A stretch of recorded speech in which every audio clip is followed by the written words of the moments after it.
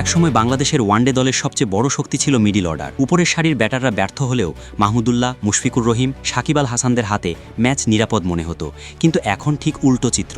Top order ভালো শুরু দিলেও মাঝের সারিতে ধস নামছে, আর জেতা ম্যাচও হারছে বাংলাদেশ। কেন এমন হচ্ছে? কেন বারবার ব্যর্থ হচ্ছে টাইটারদের মিডল অর্ডার? এ নিয়ে বিস্তারিত থাকছে প্রতিবেদনে।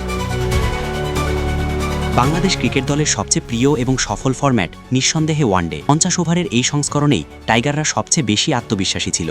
বড় বড় দলকে হারানো, চ্যাম্পিয়ন্স ট্রফিতে সাফল্য, বিশ্বকাপে দুর্দান্ত পারফরম্যান্স, সবকিছুর কেন্দ্রেই ছিল এই ওয়ানডে দল। কিন্তু সাম্প্রতিক সময়ে সেই পরিচিত বাংলাদেশকে আর দেখা যাচ্ছে না। বিশেষ করে ব্যাটিং ইউনিটে বড় ধরনের সমস্যা চোখে পড়ছে।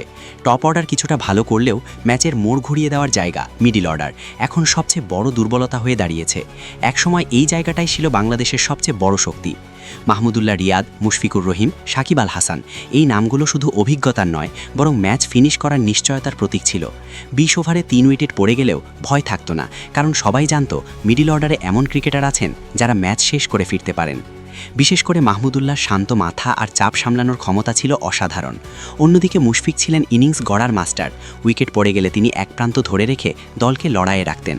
আর সাকিব ছিলেন ব্যাট হাতে ভারসাম্যের প্রতীক, যে কোনো পরিস্থিতিতে মানিয়ে নেওয়ার মতো ব্যাটার।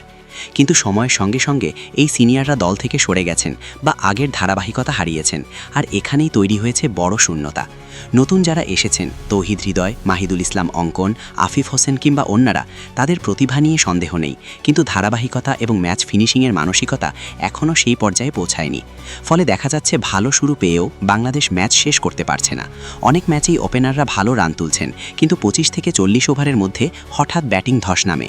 শেষ 10 ওভারে তখন আর আক্রমণ করার সুযোগ থাকে না, ফলাফল জেতা ম্যাচ হার। আরেকটি বড় সমস্যা হলো নির্দিষ্ট ভূমিকার অভাব। কে অ্যাঙ্কর হবে, কে ফিনিশার হবে, কে চাপের সময় ইনিংস ধরে রাখবে, এই স্পষ্টতা এখনও পুরোপুরি তৈরি হয়নি। এই জায়গাতেই বাংলাদেশ পিছিয়ে যাচ্ছে। এছাড়া ঘন ঘন একাদশ পরিবর্তনও সমস্যা বাড়াচ্ছে। একজন খেলোয়াড়কে স্থিরভাবে সুযোগ না দিলে সে নিজের ভূমিকা বুঝে উঠতে পারে না, ফলে আত্মবিশ্বাসও কমে যায়। ওয়ানডে ক্রিকেটে মিডল অর্ডারই আসল মেরুদণ্ড। নতুন একজন মাহমুদুল্লাহ হয়তো হঠাৎ পাওয়া যাবে না, কিন্তু পরিকল্পনা, ধৈর্য আর সঠিক ব্যাকিং দিয়ে সেই শূন্যতা ধীরে ধীরে, নইলে 50 ওভারের সবচেয়ে প্রিয় ফরম্যাটেও বাংলাদেশ শুধু আফসোস নিয়েই মাঠ ছাড়বে।